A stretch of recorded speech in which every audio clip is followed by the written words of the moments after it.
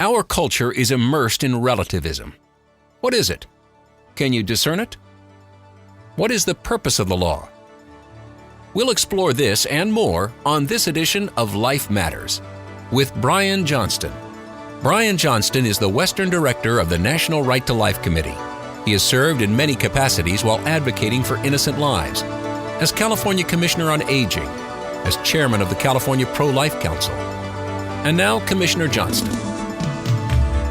Welcome back to Life Matters. I'm your host, Brian Johnston. As you know, on Life Matters, we talk about life, the battle for the right to life, the battle for culture, and that begins with the battle of ideas, because the right to life is an idea.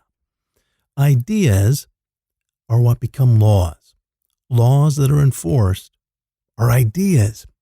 And if you've got unjust laws, you have to understand what they are and how to unravel them.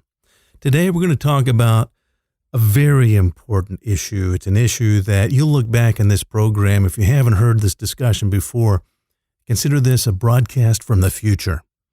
We want to remind you of what you need to understand. And you're going to look back and say, I remember hearing about that. I'm so glad I got clarity on what relativism is, how omnipresent it is, and how I can unravel it. We'll start here. You hear that sound? That's the sound of a child's heart beating. That can be measured now as early as 16 days after conception. Very often, mom doesn't even know she's pregnant yet. That's an objective fact. Now, that heart is not beating because I believe it's beating. If someone were to say, or if I were to call you tomorrow and say, I don't believe it. I don't believe that I don't believe that's a baby.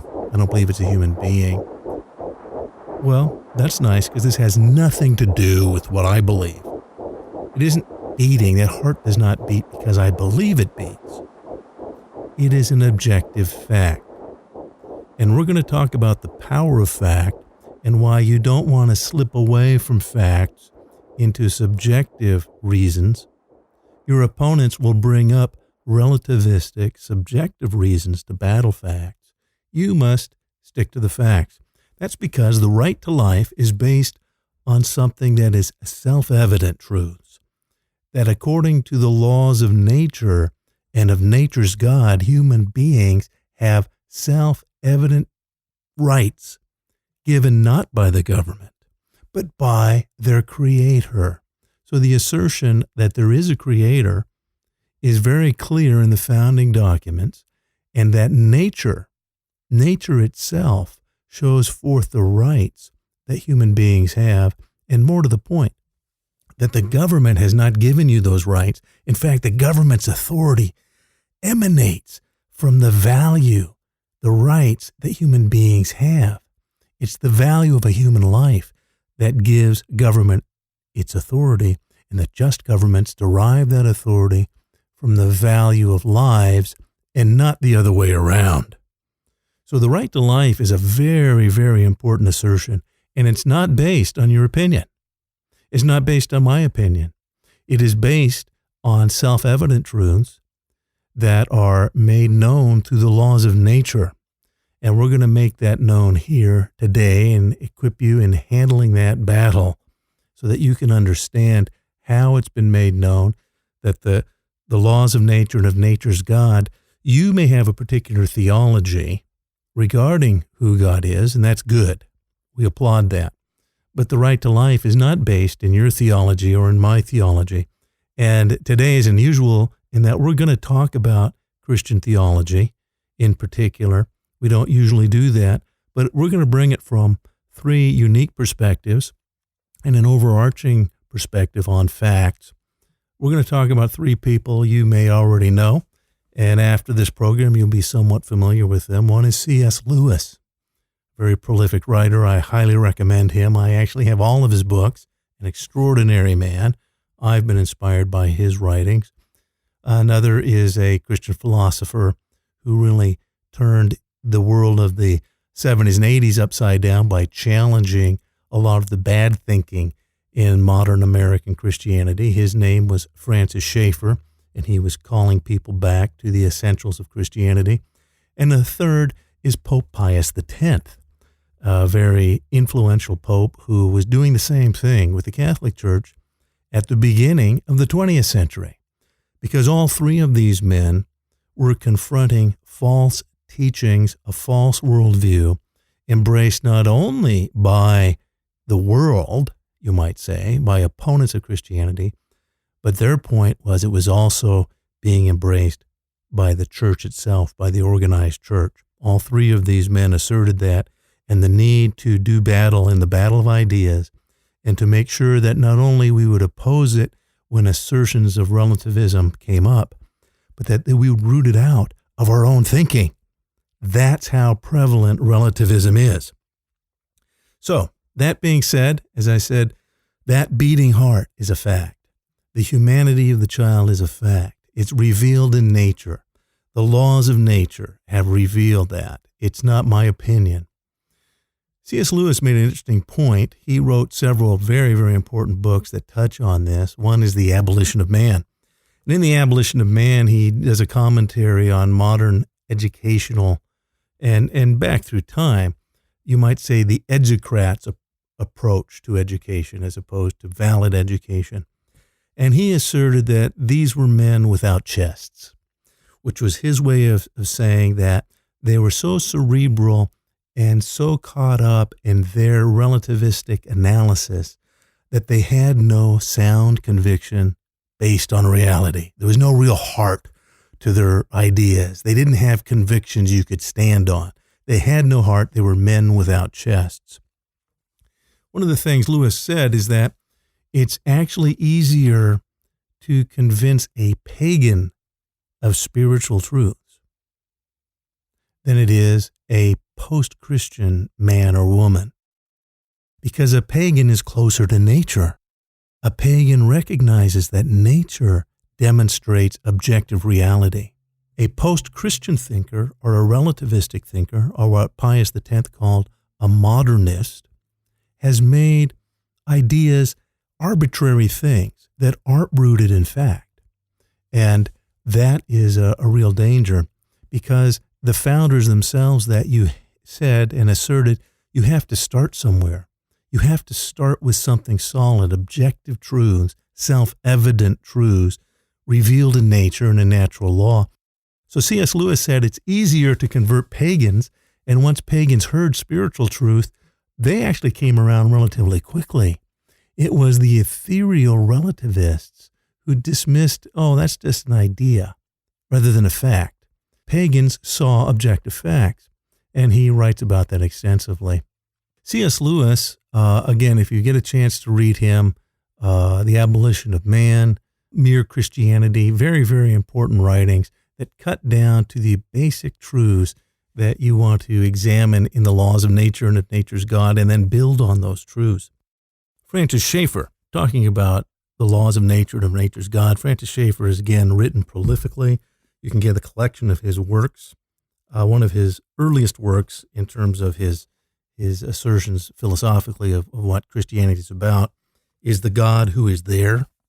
In other words, God exists. He is the I am. He exists, and he has expressed himself in nature. And those of you who are studious Christians, Bereans, know that in the book of Romans that, you'll hear people say, oh, well, what about the pygmies in Africa, or people who've never heard about God? How could he judge them? Well, it says in the book of Romans that he's revealed himself to them, that he's revealed his invisible nature through his visible creation. So they're without excuse. God exists, and he reveals the fact that he exists through nature. Now look at the heavens, the work of your fingers, the moon and stars which you have made. What's man that they're mindful of him? Or again, it says that the heavens declare the glory of God, and the firmament shows forth his handiwork. Day unto day utter speech, night unto night. There's no land where that language is not heard. Nature reveals this. And then as you reveal the understanding that there is a God, God will draw you closer if you seek him. But those who come to God must first believe that he is, and that he's a rewarder of those who diligently seek him. So the starting point is seeing his nature. The God of nature has revealed certain truths to everyone. That's what the founders asserted, that nature and natural law was proclaiming that government did not give us our lives. Government is not our ultimate authority, and that just government derives its power from the lives of those it governs. So human life is incredibly important. Its rights are given by the God that made all things. Very important premise. Schaeffer goes on in his book, and again, he's got several books, The God Who Is There. He is there and he is not silent. They're great books, but Schaeffer, if you haven't read him, he's actually somewhat ethereal in the sense that he's a philosopher. And I won't go into great depth, but it's pretty straightforward. He explains that philosophy has changed modern thinking. And he asserted that it was a Christian philosopher, Soren Kierkegaard, a Norwegian philosopher, who, to sum him up, he's the father of modern existentialism. And he asserted that there is a leap of faith, that Christianity is based on a leap of faith. I won't exhaust it here, but those of you who have studied Christianity know that Christianity is a walk of faith, that God isn't asking you to do something out of the ordinary and bizarre. He's asking you to first believe and then walk step by step. There was one time where someone did ask that we leap, or specifically that Christ himself leap off a building. Oh, and that God would protect him, do something unreasonable. But God doesn't do that, and Jesus repudiated that and rebuked Satan by saying, you don't tempt God by doing bizarre and weird things and say, you'll take care of me. No, you walk by faith. Faith is substance. Faith is evidence of things not yet seen. And the faith that we're asked to do is to walk step by step, starting with knowing and understanding that God exists, and then by turning and following him step by step, precept by precept, throughout Christian thinking. That's how David, let me give you an example. David killed Goliath, but when he was challenged, who are you to do that? He said, well, look, I've done this kind of thing before. I had to kill a bear. I had to kill a lion. So here's this kid with his bare hands, and it looks like he's going to do something no one else will do. He is saying, no, I have been on the walk of faith. I have done other things like this. I can do this in faith. I can take on Goliath. So taking on Goliath was not just out of the blue, an unreasonable step. It wasn't a leap. It was a very reasonable step after killing a lion with his bare hands. David felt, and he had actually used a sling quite a few times. He was pretty confident because he had applied faith before. So the walk of faith is a walk. It's not a leap. What Francis Schaeffer says is that Kierkegaard's assertion of a leap of faith has infected not just Christianity, but all of modern thinking. Francis Schaeffer says that Soren Kierkegaard, the father of existentialism, is the father of modern thought. That means to say that the people you know, the people you work with, whether in the pew at church or just your neighbor who is a stone-cold atheist, is so infected by existentialist leap of faith thinking that it impacts their worldview. They are relativists because this has infected how the whole world thinks. What we're dealing with is a situation where subjective, arbitrary relativism is so common that people view it as somehow true and valid, even when it's nonsensical. I'll give you an example, and you already have seen this. When a man who won numerous gold medals as a man can assert, well, I believe I'm a woman. And that's taken seriously because it's based on his faith, based on his belief, and we have to respect his belief because, what's true for you can be true for you, and what's true for someone else can be true for someone else. And therefore, there is no objective truth. Relativism is so common, and it is used routinely in the debate. You will find people who will say, even if they acknowledge your assertion of a right to life, they're willing to say, yeah, but that's true for you. You must point out, no, it's got nothing to do with me. This is an objective truth. Either this is a human being that is killed in an abortion, or it's not. And either the laws are there to protect human life innocent and vulnerable human life or they're not. A policeman has a badge and a gun for a very specific reason, because the purpose of the laws is to protect those that can't protect themselves. And so this is objectively a human being.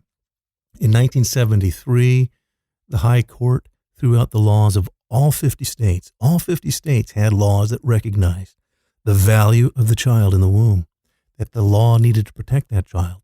Some were more protective than other states, but the laws were there to protect that vulnerable child. The significance of Roe v. Wade is it was relativistic thinking, and literally the Supreme Court Justice Blackmun, who wrote the decision, he asserted, well, you just don't know if that's a human life or not.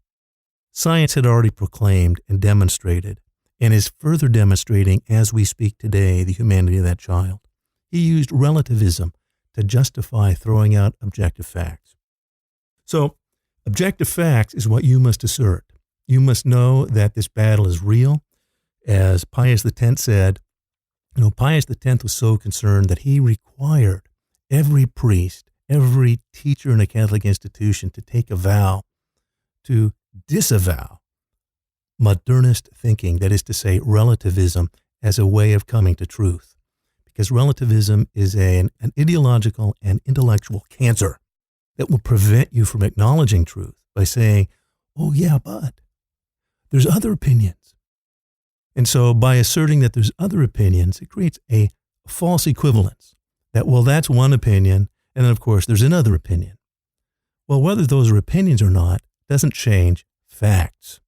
And you must realize we must face facts. That's the only way that you can bring about logic, common sense, good laws, is by asserting facts. So the right to life is based on objective facts. It is a self-evident truth. You will confront relativism routinely. If you want to get more information, go to lifematters.life, and you can see our show notes. We'll refer you to different books you can read on this. But be ready, because it was both Francis Schaeffer and C.S. Lewis and Pius X said, this battle isn't just with worldly people. There are people in the church themselves that have been infected with this way of thinking, with relativism, dismissing fact by coming up with countervailing opinions and then asserting that it's all just countervailing opinions, not to be taken seriously. And you have to do battle with that. And I wish you luck.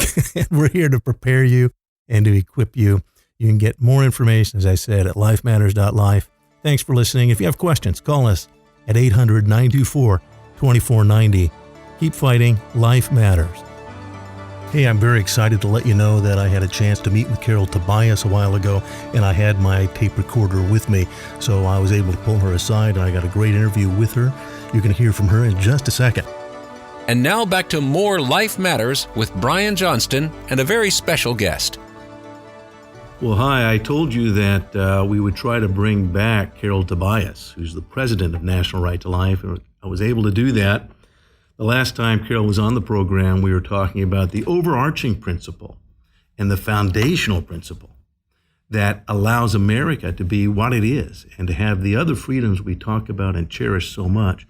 And that principle is the principle of the right to life. So we talked about that. We laid that foundation in a more philosophical way. But the reason I wanted to have Carol back is she daily deals with policy issues that are now confronting us in the U.S. Congress, in the various state legislatures, and in the courts, where laws are made or enforced, and those laws impact literally the lives of all of us. You may not realize at the time when they're debated, when you open up the newspaper and read about various organ donation programs going on, you may not see the incredible implications for you and your loved ones. So we're going to talk about that, and we're going to talk about other issues that are ripe for us in America and for people like you and I to stand up and to speak about, to know about them, speak, and act on them. So Carol, tell me, you were talking earlier about the issue of organ donations. What should we know about what's happening, the change that's come about, that organ donation process? Well, donating organs has been a tremendous asset for Americans. If someone dies or unfortunately is killed, their organs, whether it's the kidney or their eyes, the heart, sometimes are still in shape that they can be used to provide life for someone else. I mean, it really is. It's incredible. It's amazing what our medical community has been able to do. But there has always been what is considered the dead donor rule. Make sure the person is dead before you take the organs. Yeah. We now have a transplant surgeon at Brown University in Rhode Island who is saying we really should be able to take the organs from people before they die. If someone is in a hospital on some kind of life support, take the organs and then remove life support. So you're taking the organs from a person who is still alive. There is a Canadian bioethicist who is recommending that even someone who might have Lou Gehrig's disease, they may be in pain, they may be suffering, but they will eventually end up with some form of paralysis. And he's saying, people like that, it would be better to just take their organs and give them to someone else who's got a better chance at life, someone who's young and healthy, but just needs the organ. So what we are seeing is scarily the death of the dead donor rule. And, I'm not going to encourage people not to put donor on their driver's license, but that is something that we do need to be aware of and fight back. No, I think you're right, because this has been a subtle change. It has been talked about in the past. But what you just described, there is, and I want to repeat, this is the inversion of that principle. The idea that once someone has died, that apparently and by the way, ethically, there are I mentioned in another program, I give blood regularly, and it's a great thing. We can, with our bodies, help others. We're not condemning that. And once someone has died, there's a lot of things that can be done. We're not condemning that. But what has been condemned, and that condemnation is being lifted within the medical community. The medical community and the ethics and the laws are being now inverted so that it isn't about a dead body having some way to help someone. This is about killing someone, causing their death. This is this is not a slippery slope. This is a precipice of morals, of laws, and of medical ethics. And unless you are cognizant of this precipice, as Carol just suggested, maybe you'll fill out a card. And maybe your loved ones are filling out a card. In California, when you get your driver's license, strongly pressure you to put on the back of your driver's license that you will donate organs. And I don't know, this may happen whether or not you have a driver's license or have donated. It's just if someone ends up in a hospital and, maybe they're close to the end of their life, but, they need some kind of help to sustain themselves. Take the organs and give them to someone else. See, and this sounds so good, and it's very important to recognize, because this is what we hear in the assisted suicide debate. Well, this person is going to die anyway. And typically in that debate, you'll hear 6 months. Oh, they're going to die within 6 months. An honest oncologist, an honest doctor, and many of you know people that have gone into remission. An honest oncologist will say, well, 6 months, that's pretty tough. I've worked in nursing homes. I've been at deathbeds. And very often, I've been in situations where I was told they're going to be gone before the night's over, and that person lived for months. I've been in situations where I thought someone was going to die, and I was told, no way. And I sensed, and that person did die. So for us to predict and to think that we have that ability is taking on a lot. But what we're talking about is the law.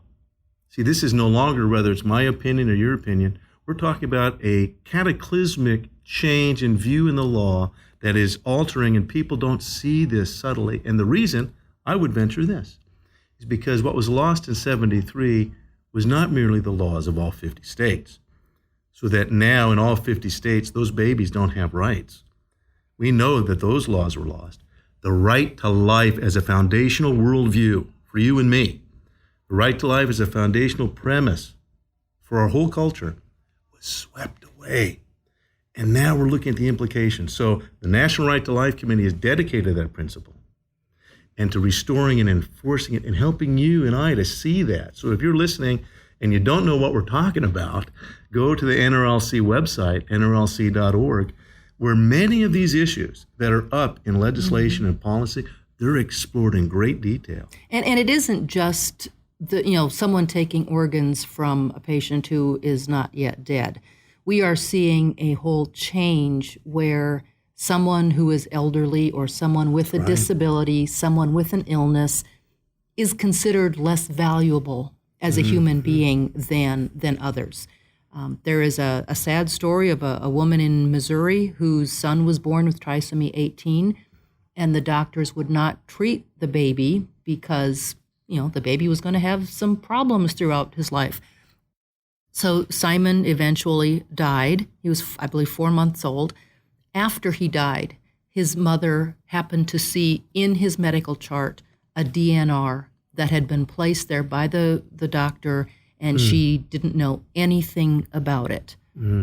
So there are attempts to change laws to say that parents have to at least be notified about something like that. If the hospital isn't going to treat, if they have what they call a fetal treatment policy, at least the families have to be told about it. The whole problem is just a degradation of human life. And if you aren't perfect, if you aren't healthy, if you aren't energetic and contributing to society, then somehow your life just doesn't have as much value. Yeah, very ominous, very ominous. Carol, it's been great to have you on. I look forward to having you on again in the very near future. Be happy to do it. Thanks.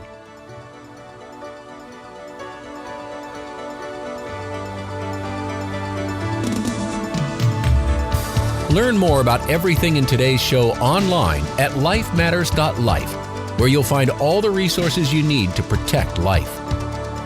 Subscribe to the Life Matters podcast, where we have even more information on this and all the life issues.